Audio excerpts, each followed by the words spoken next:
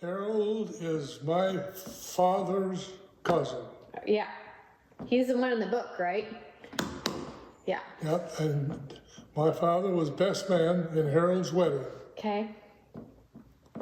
And I'll start off and just say some of the things that Harold has done. He's in the National Aviation Hall of Fame. He's in the International Hall of Fame on aerobatics. He has memorabilia in the Air and Space Museum in Washington, D.C. There's some more things. Is he in the Smithsonian? Yeah. Okay. Smithsonian. Yeah, that's pretty high honor. Yeah. There was some other things I was going to say along with that. I'm getting old and don't remember stuff. Anything about his TWA flying? Yeah, I'll come to that. Okay, good. The first airplane he flew was a World War I leftover called a Jenny. It traveled 60 miles an hour and carried one passenger. He finally went to work for TWA in 1936, and he flew every passenger plane that they had. A twin engine, a tri-motor, a Constellation, and the 707 jets. The last flight he took from, I think it was from Frankfurt, Germany to New York. He was flying the 707 jet at 30,000 feet, 600 miles an hour, with 150 passengers. That's quite a change. Yes, no kidding. He flew, or did skywriting over the Indianapolis 500 and the Kentucky Derby. Okay. There's some more and I'm not thinking of it. Well, we'll go to the Eiffel Tower. He brought that over in 1958. He was flying the Constellation at that time, and it was a 16-hour flight from Paris to Chicago. And he landed there, and when he went off of the airplane, the replica of that Eiffel Tower, presented it to Mayor Daley, made O'Hare Airport an international airport. Oh gosh, there's so much stuff in there. I'm not thinking. I should have made some notes. No, you're doing great. And tell me about the trophy there? That trophy is from San Francisco, I think. He had to get permission from TWA to go and fly in that race. Okay. Because when he went to work for them, they didn't want him doing any of this crazy stuff, so he'd get hurt or something. Well, he was probably a good pilot. So he got permission to do that, and he went and set a speed record, and won that trophy. In 1935, I think it was, the Cleveland Air Races were a big thing. They used to get 75, 80, 90,000 people there. Wow. And Harold performed for them. And it was just unbelievable. The Greaves Trophy, he won that, and to win it, you had to fly. They had a course set up. You had to fly that course, and the reason that he was so good at that, when he flew it, they said there was times they would swear that his wingtip touched the ground. He was that close. Yeah.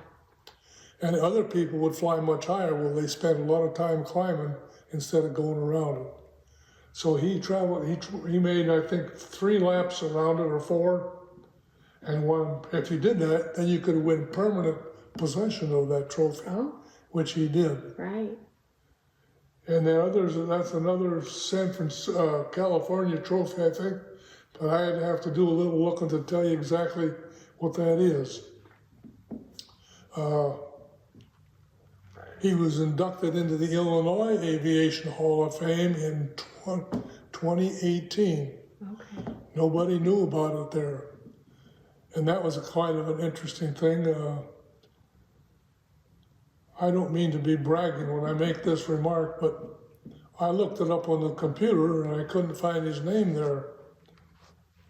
So I got the name of a lady off of the computer and her phone number, and I called her and I said, I told her, I said, you don't know me from a load of hay, but I said, I have a question for you. I said, have you ever heard of a guy with the name of Harold Neumann? No. Well, I started naming off some of the things that he did, and that got to be kind of interesting. I named off 3, 4, or 5 of them, and she said, oh. I named off some more. Really? I said, everything I'm telling you, he did. So I don't know just how this went, but somehow later on, she got a hold of Angie Snook, over here where you're at. Right. She made arrangements to come up here and brought another person with her. And John Newman and Angie and myself sat at one of those big round tables, and we just started talking about Harold. And one of us would mention something, and that would trip somebody else's memory. Mm-hmm. They'd think of something, and we did that for 20 minutes or so. And those people, the longer they sat there, their mouth dropped a little farther. Right. Very interesting. Right. So when they got up and left, she said to us, well, she said, I can guarantee you that Harold will be in the Illinois Aviation Hall of Fame. She said, I don't know if it's the spring induction or the fall induction. As it turned out, it was the spring induction. Uh-huh. Sooner than later. Sooner than later. And there's some other things I was thinking of, but I don't know.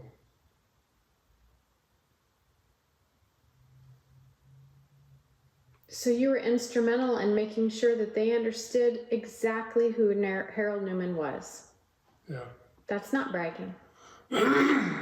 Well, I hope it's not. Of course not. I No. hope it's not. No. Oh, he has 30,000 logged hours of flying time. And if you do the math and make it to days, it amounts to, oh gee, I forgot that now. 10 years of nonstop flying That's at crazy. 40 hours a week. That's crazy. That's kind of crazy. Right.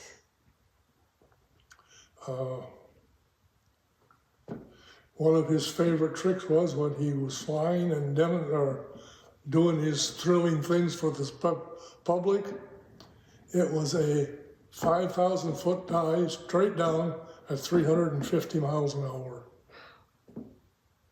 That's moving right along. And in the book, it talks about how he relied on Lady Luck quite a bit. Yeah. And the thing that was special about Harold, he never bragged or anything. Right. Never. Right. And people respected him a lot for it. Mm-hmm.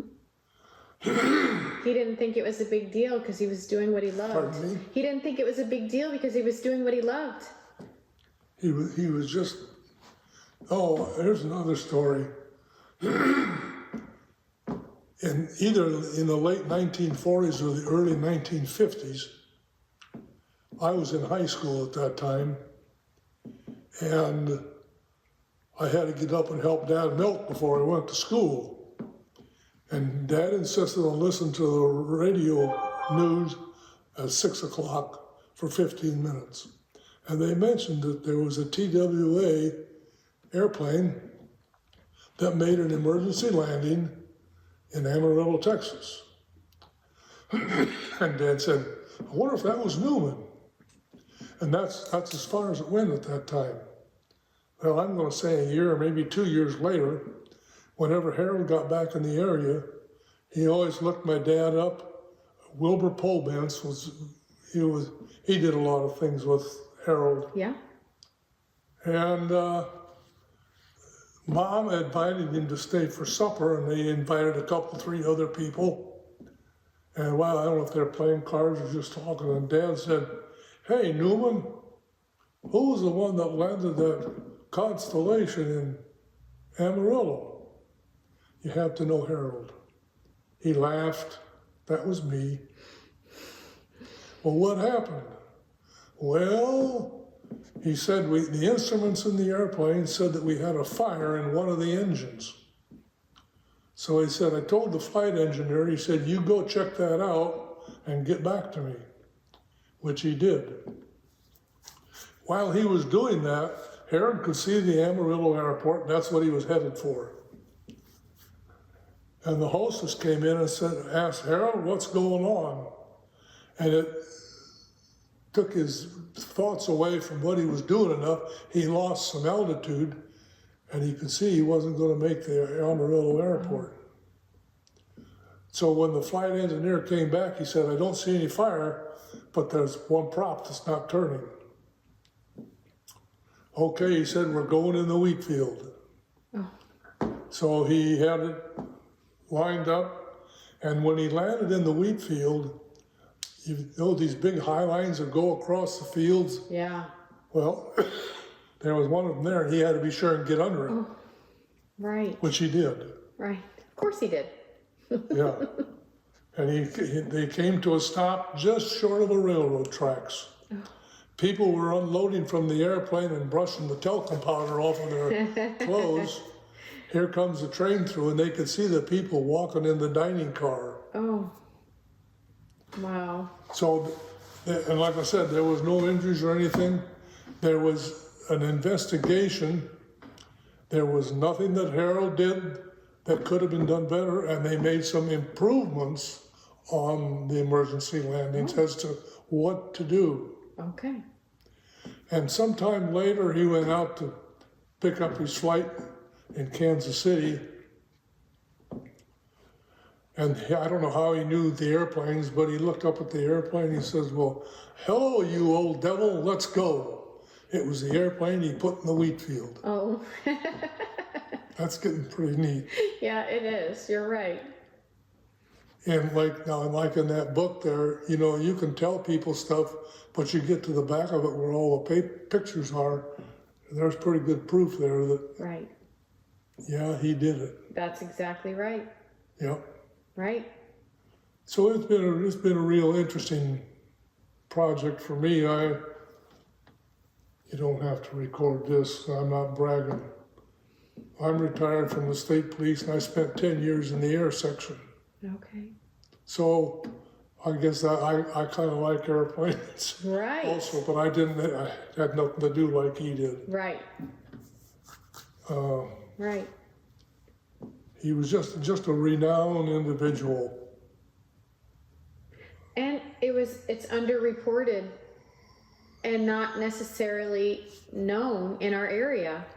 So this is perfect to have all of these things here and all the publicity so people can understand. People have no idea. That's right. What he did. That's right.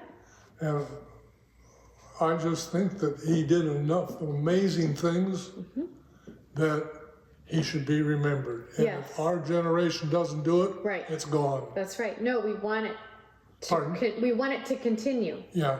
This is how we learn about where we came from and all the stories. Yep. That's right. Yep. Can you remember his wife? Yeah. Okay. Inez. All right. And I think about how she survived all of this too, because how calm she was. She drove, he would fly an airplane and she'd haul an airplane on a trailer to wherever they were going. Right. When they got married, they were going to go to the Niagara Falls, and they didn't get very far, and it got dark, so they landed in a hayfield. I think it was near Princeton, and walked into town to a motel, or a hotel. Right. Nice honeymoon. Yeah. But they eventually got to Niagara Falls and looked at it, and they had some problems with weather because sometimes it can get pretty foggy. Foggy, right. Yeah. So they had some problems there. And one of the remembering kind of stories in the book was that all the postal planes had been landed, and Harold, he flew right through it, didn't even stop. Yeah. So, right. He was just something else, and it would be so interesting to talk with him because he just laid it out there the way it was. Right. You could tell the way he was telling the story that he wasn't adding anything that wasn't there. Right. And he was able to handle and problem solve on a dime and do whatever he needed to do to make sure everything was safe without getting upset or he was excited about it. He just took care of business. He was something else. Yes. His children? He had a daughter, Reba, and a son, Dennis. Okay. And the whole family, his daughter and son-in-law are deceased, and his son is deceased, and I think his son's wife is still living, but she's got health issues. Okay. Did they have any children? Yeah, Anne, what they call it, Reba was her name, but they called her Anne. I think they had 3. Okay. I wouldn't want to be positive. No, that's all right, but they did have some children. Yes, okay. Yes. All right. They both lived in California in later years. Yes. And now, I don't know where Dennis's wife is. It seems to me as though she might be south, though. Okay. All right. What do you want people to understand about this exhibit and about Harold? Well, that's why I was asking about that card, because Right, I think they took it. Yeah. Those numbers just tell the story. There's over 100 of them. Okay. And can you imagine 100 different things in here? And they match the artifacts, right? Yeah. Okay. Yeah. Right. But it just, there it says 85,000. Right. Yeah. It's just crazy. It is. And our community needs to hear from you. What exactly do you want people to walk away with when they see any of this? Well, just the memories Right. that Harold Neumann was from Geneseo, and he was a renowned aviator, no questions asked. Right. That airplane up there, that was his favorite. He retired from TWA, and I can't verify this, but I had heard he went out to Ohio and got that and flew it home, and the fabric on the wings was a kind of a canvas type thing, and it was cold when he went there. And he flew it home, and I can't verify this, but I heard that when it warmed up, then the wings just drooped. They were frozen. Oh, that doesn't seem like a really good thing for an airplane to have happen. No, but that was. He probably didn't even sweat it, right? Pardon? Probably didn't even sweat it. No big deal for Harold. No, he wouldn't. No, that wouldn't bother him. Right. That wouldn't bother him. No. And his aviation license was signed by Orville Wright? Orville Wright. Okay. Right. And that's amazing as well. Well, I think it is. I think it is too. Yeah. I totally agree with you. Yes. It's just very interesting. It is. You don't have to record this. I was just going to make this remark. Trains, planes, and cars. Right. We hope to. We've got some of the stuff left on the float. I've got it in my machine shed out of the weather. Okay. And we're going to get the stuff all back on it like we had for the parade. Okay. And what I would really like is if a person could put that float on the north end of the boulevard. Okay. Put the tongue up onto the boulevard. Okay. So that it's not out where people be walking around it and Right. trip. and block it in there. And did you see those blue, I guess you call them cards, or they were about so big on the back of the hay rack? No. They were all, did you know? Did you know? Okay. Did you know? Right. They're really quite interesting. Okay, and that would be something to make sure we have on display during that weekend. I totally agree. Smart idea. Do you have any influence with the city on where we could put a float or not? Well, I think that's something that we'll be talking to Zach Sullivan about at the Chamber of Commerce. So I can certainly mention to Angie. She's been in conversation with him about what we're going to have here, so he can make sure that he publicizes whatever we decide. So, and honestly, it's very great timing. You know, I mean, September's around the corner. So those are things that we need to make sure our community understands and what will be here and how they can come and honor Harold Neumann and all of the artifacts and then all of your stories. I've wondered if we should make some kind of a stand here that a person could put now, like, did you know in it about Harold? Did you know his first pilot's license was signed by Orville Wright? Right. It's like a summary of sorts, so people can kind of just get some snippets of information. Right. Right. And put them out here, put them in plastic, Right. and then maybe every couple months Right. Put another one in. put something else a little different in. Sure. And I think if we worked at it, we could come up with enough information that you could change it 3, 4, 5 times a year. Exactly. And then after you've done it one year around, why then you could Do it put again. some of them back in a second Exactly. time. Yeah. And there's a lot of museums that do things just like that. So people can have some sort of interaction with the display. Because you can't touch anything, but something like that they would have some interaction with, and that sometimes takes care of it. If you get in those cards that have got all this stuff numbered, Right. if you do that, Yeah. and then if you had this set in here between the two Right. showcases, that's just a thought. I don't know what the Right. rest of our committee would think of or what you think of. Well, that's a great idea, and I think that right now everyone's just waiting to see. No one's touching anything right now because of the Antique Roadshow, and the information that we may be getting thereafter to see kind of what's going on. But as this exhibit grows and matures, over the next years, these are great ideas to make sure that people understand and are able to interact with the display. And I'm trying to be careful with what I say and do, but once in a while something will come up that Harold will be mentioned, and carefully I would ask, well, do you know who Harold is? Right. No. Right.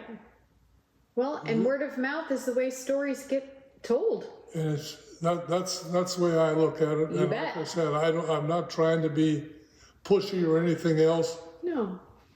And I guess I'd like to know if your hours are what? Tuesday, Wednesday, Thursday, Friday? They are Wednesday, Thursday, Friday, 10 to noon and 1 to 3. Right now. Wednesday, Thursday, and Friday. Yep. That's it. Right now, yes. Okay. Yep. Well, the museum has been closed for 2 years, so we're just kind of getting back on our feet. Yeah, now this other non-virus is around. Right. Pritzker's got it and Biden's got it. Oh, yeah. Well, I'm just gonna stay home. I go here and then I go home. I'm not putting myself in any situation that is in any way, shape, or form a group. So, yeah. I'm not sure what to say about that, except for everyone's just trying to do their best to stay healthy. So, right. I don't know,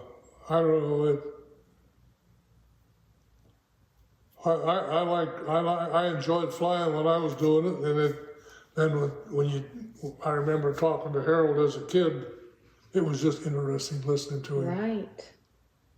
And maybe that was what influenced you to possibly get into that branch of the police. It's just interesting. That's all I can say. It is. Yeah, I'm sure you have plenty of personal stories too from your profession as well. Oh, I could tell a few. I'm sure you could. I'm sure you could. Yeah. Was there any artifact in here that you want to highlight or anything? Well, I would. You highlighted the Eiffel Tower and, you know, some of the trophies. Was there anything? The Eiffel Tower, yeah, and with that light there, that's from one of the light that goes down the edge of the runways. Okay, That's where that light's from. that's cool. And I love the story in the book that he would land by his kitchen lights at home. So that's amazing to me when we think about all the things that pilots need today in order to land safely. He just had an instinct that didn't need a light. He just knew what he was doing. Just knew what he was doing. That's right. Yeah. And you know, his education, he didn't like school. No. And out here west of town, you know where the Howard School used to be? I do. Okay, that's where he went to school. Okay. And I don't know, he was in 7th or 8th grade, and he was I've had enough of this school, I'm getting out. Well, he was out in a cornfield, and the teacher came and talked to him. Right. She said, Harold, you need to get your high school or your 8th grade diploma. Right. And she talked him into it. Well, at that time, they had a thing up here at the high school called the short course.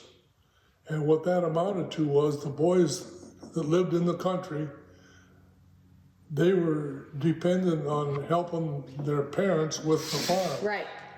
So, starting, I suppose, well, they would work up until, say, the 1st of November. And then they would go to school till the 1st of March. Right.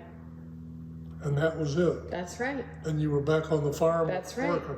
That's right. Yep. And his education, I feel like, was hands-on. Oh, that's Right. It was just hands-on, and he totally, it was trial and error, and a lot of error, but a lot of trials, and he totally, that's how he learned. Well, the success that he had says he had to have he had to be good, he had to be successful. That's right. Yes, and he was very intelligent with his gifts, and he shared them. And he was always so easy going. You would have to be. Easygoing. You would have to be. He was. I feel like he had a team of guardian angels that followed him around every day.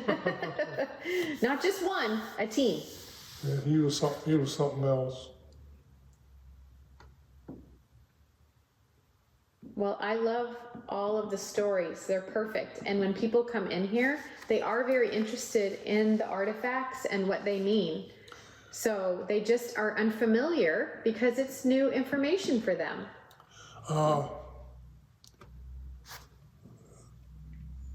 They're going to have another open house here in September. Right.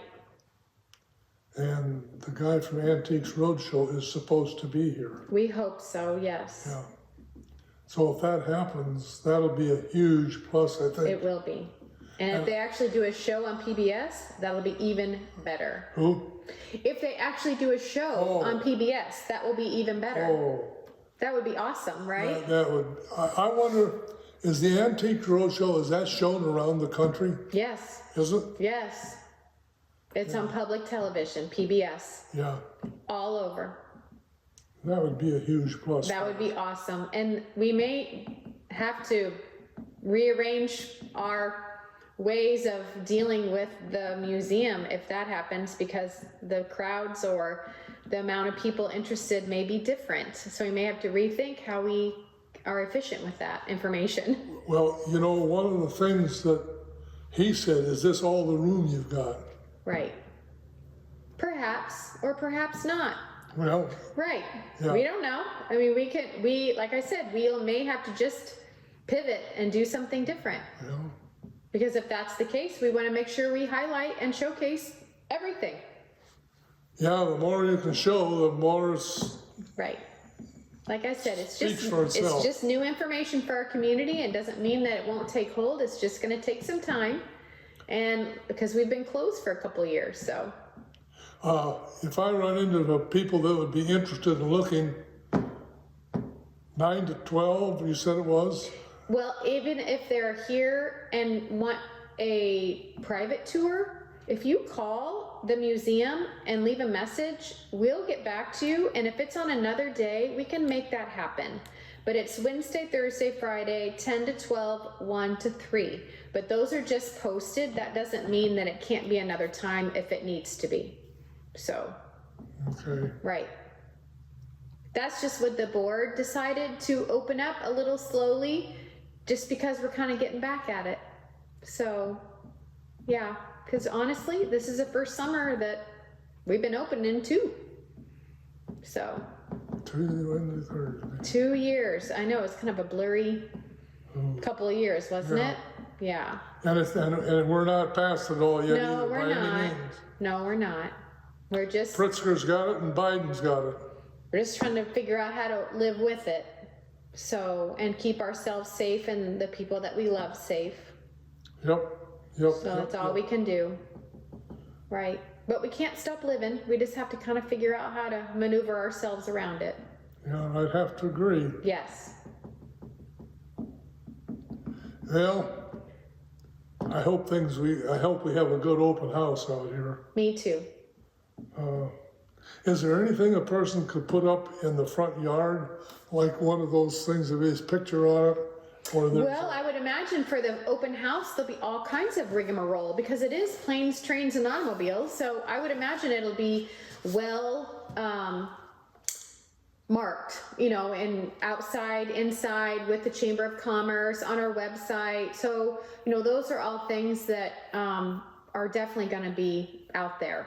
So, because we got a plane, so Yeah. we got a guy who can drive it. So, and that is too high. yeah, And the reason I'm saying that, the guy that was with the Antiques Roadshow came in here and, well, maybe you heard him say,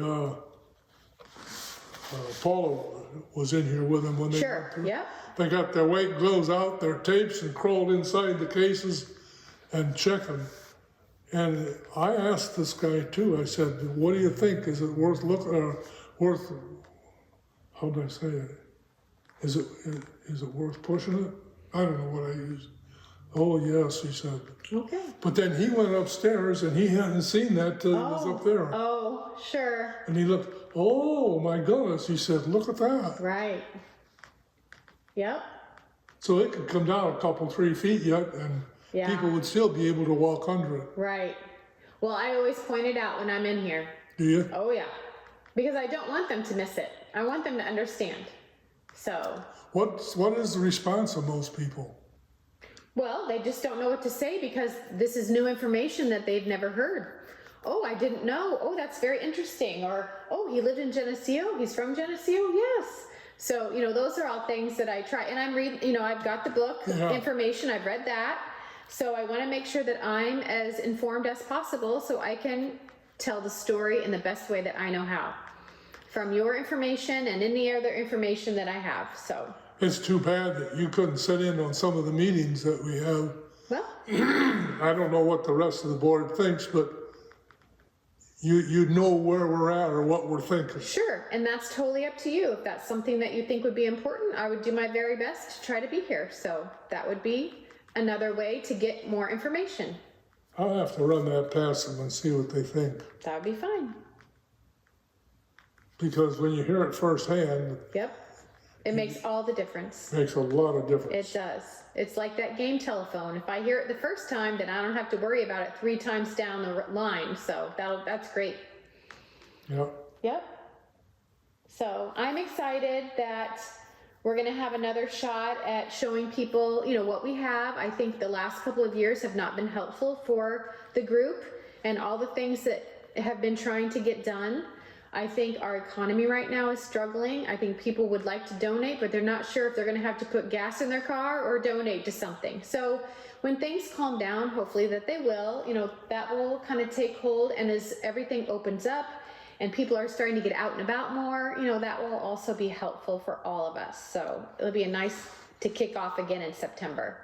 Do the young kids that go through here, do they notice this or not? Oh yeah, especially the boys. This is like, they love to come to the carriage house. So the boys are very interested in every single artifact that's in this carriage house. Everything from the plows to, the paraphernalia upstairs, and all of the planes and the trains and, all the things that we have here. So, and the men, that come too. So, not that the women are not, but this is kind of it's different. It's a different thought, because the tools in the basement are very interesting, to them. And there's a boat down there, and, there's all kinds of cool stuff in here for boys to kind of look at. So, yeah. And are there any videos or anything? Any what? Videos. I don't know if there is Yeah, or not. probably not. I really can't tell you. Right. More than likely, no. Or moving pictures, black and white moving pictures, because that would be really fun to have. Well, back there, Are there?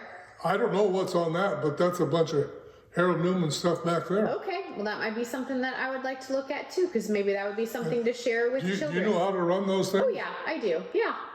I could totally look at that at another time. That's perfect. I will look through that stuff and maybe stick it in there and see what's on there. That'd be good, I think. That would be great. I think children and young adults have been raised in a digital age, so any kind of visual or a video or something would also spark their interest. So looking at all the senses. So, and then did you know, the tactile kinds of things that maybe they could look at or touch, since they can't touch anything else in here. So, but planes are interesting to most people. Oh. Yeah, it's an amazing phenomena anyway, to fly in general, but to have somebody of our own that was flying is amazing. And what I mean, Harold did so many things. Amazing almost isn't enough to describe him. Right. Yes. Talks about before he'd ever been around an airplane, he heard him going over. And he could hear him, and when he heard him coming, he was outside looking. Right. And the one went over, and he thought, boy, I wish he'd make a crash landing, and he did. Ran out of fuel. Oh. He went over the field a mile to look inside that airplane. Right. And within the next week or 10 days, he was at the Moline airport. Right. Well, and it didn't later in the book, he actually ran into that person again and said, do you remember me? As a young man, and not necessarily a young boy, which is what he had sat in the cockpit at that time. But yeah, don't you remember me? I sat in your plane when you made a crash landing. So, Yep. Yeah. Yep. So that's amazing. I know. That's kind of how his whole life was, right? Yeah. Yeah. Yeah. Yep, it's amazing. It is. Well, any parting thoughts about some information that we might need to have, or any other ideas that you have?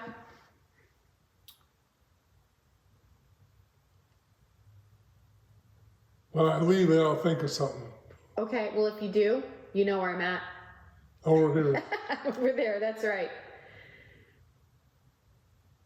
Thank you very much. I think this is so very important. Well, I hope so. And me in It public is. speaking, we aren't the sharpest.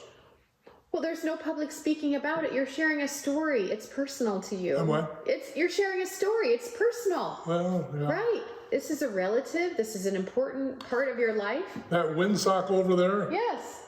not the sock, but the frame that it's on, Yeah. came from his hangar out here on the farm. Oh, it did. Yeah. And this hangar was where? You go north of the schoolhouse Okay. to the first road that goes west, Okay.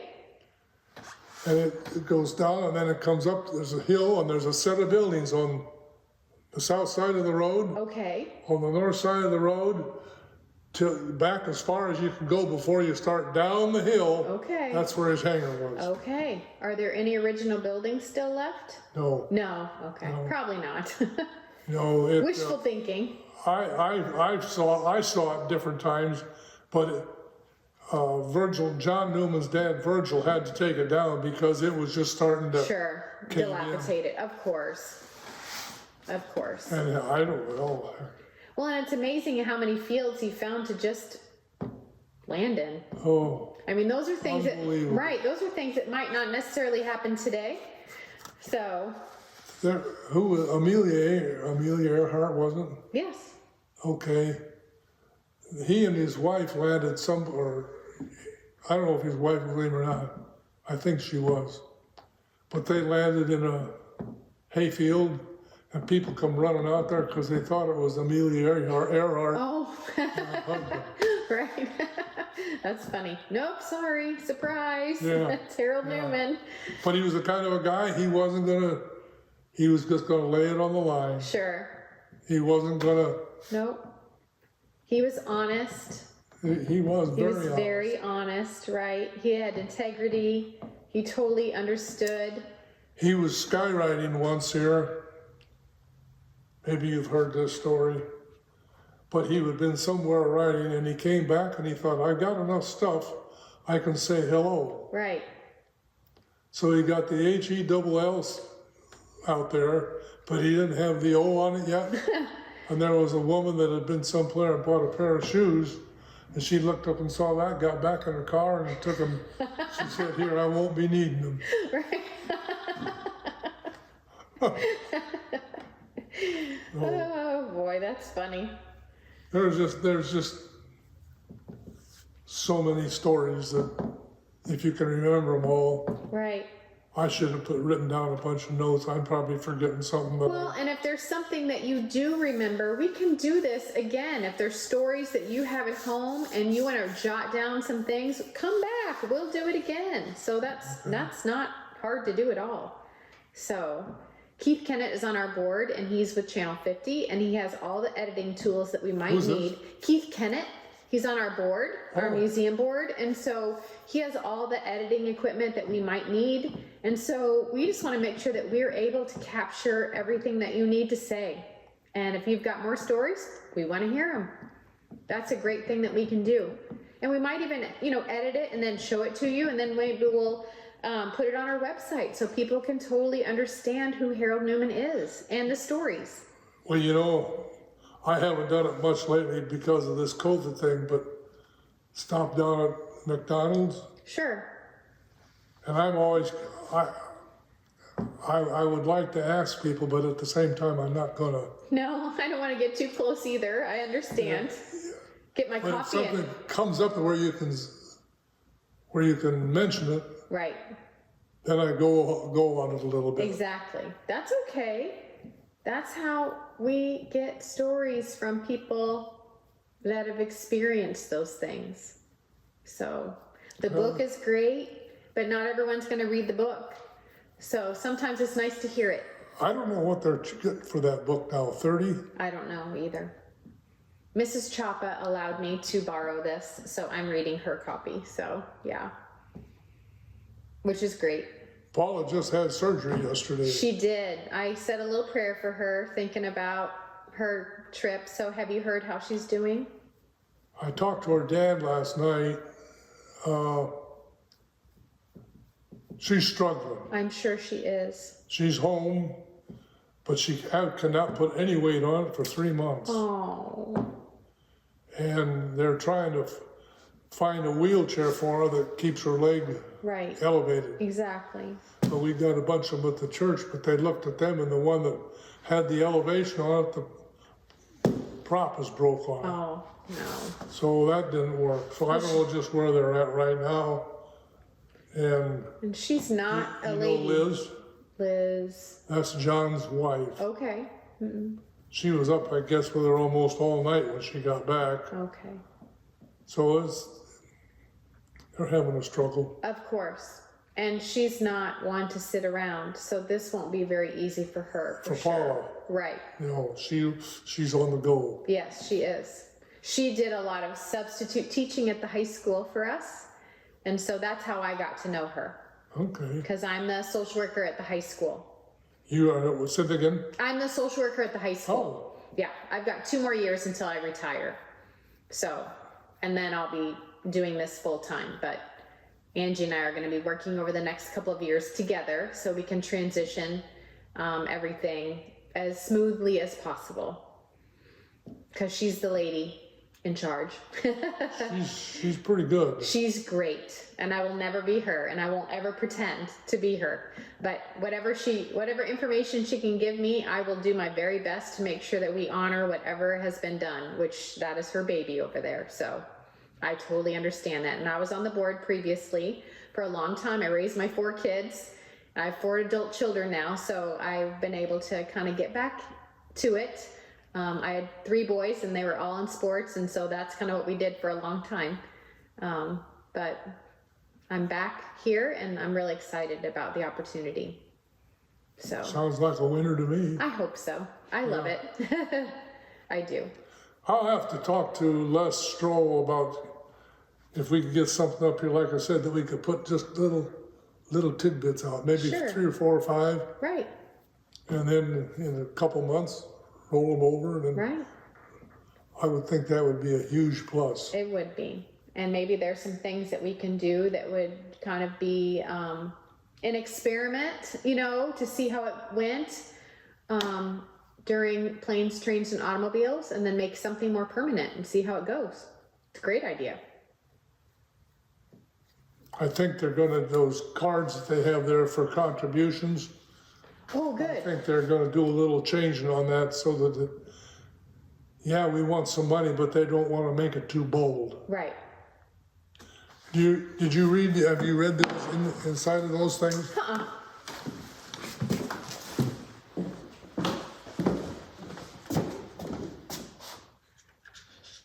Oh, these are just singles. Are those singles?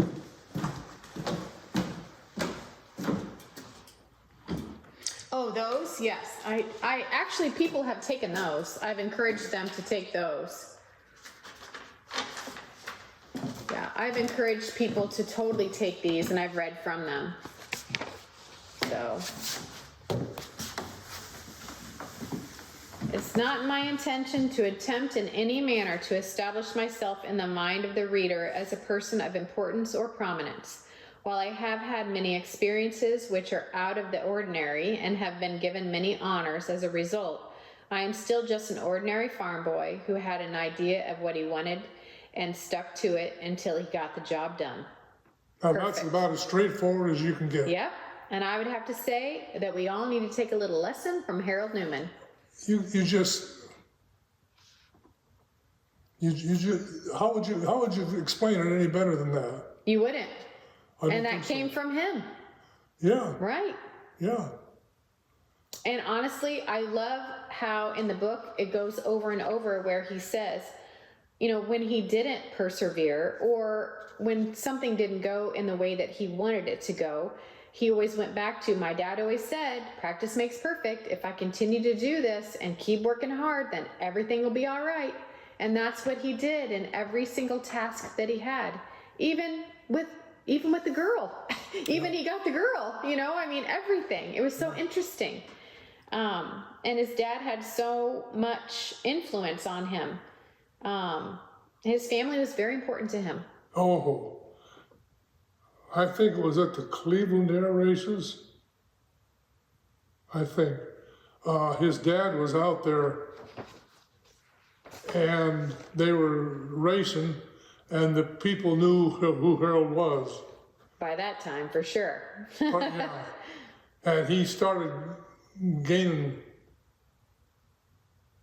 Things were really coming together for him, and things were working well.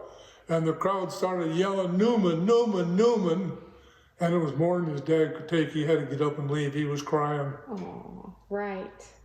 And that's what you feel like when you see your child do something like that. I can understand that. Overwhelming, that feeling, because that's all you want for your children. Yep. Is for them to be happy and for them to do whatever they want to do. Yep. So, right. And to make a difference somewhere. Yeah. And he did. Yeah. He did. You got that right.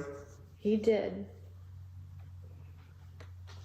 It would be interesting to go to the Smithsonian and see if that stuff is still on display Yeah. or if they've stored it somewhere. I don't know. I don't know either. There's some people, where was it? There was a kind of a public thing where they had been to the Smithsonian Institute, and it was at a display here, I think, and I mentioned that he was at the Smithsonian, he had memorabilia there, and this person, oh yeah, I've seen it. So somebody from this area has seen That's it. great. I've never been to the Smithsonian, so I haven't either. no. I haven't gone out east very much. I mean, at all. We're not big travelers, so not yet anyway. Not yet. Yeah, we'll see what happens, but yeah, not yet. Spent a lot of time on bleachers, but that's about all I've traveled lately, so Yep. yeah. Yeah, I think on the back, I think there's a pretty good quote there too. It is my sincere wish that peace will find the hatred which develops in hearts of men during wartime, rapidly vanishing. The national strength in the air can then be converted into the channels for which God intended it to be, the carrying of passengers and transportation of commodities for improvement in the everyday life of men. I look ahead to the era following the war to see great liners of the air carrying many more people than we now carry, at speeds far in excess of our present speed. Harold Neumann. Yeah.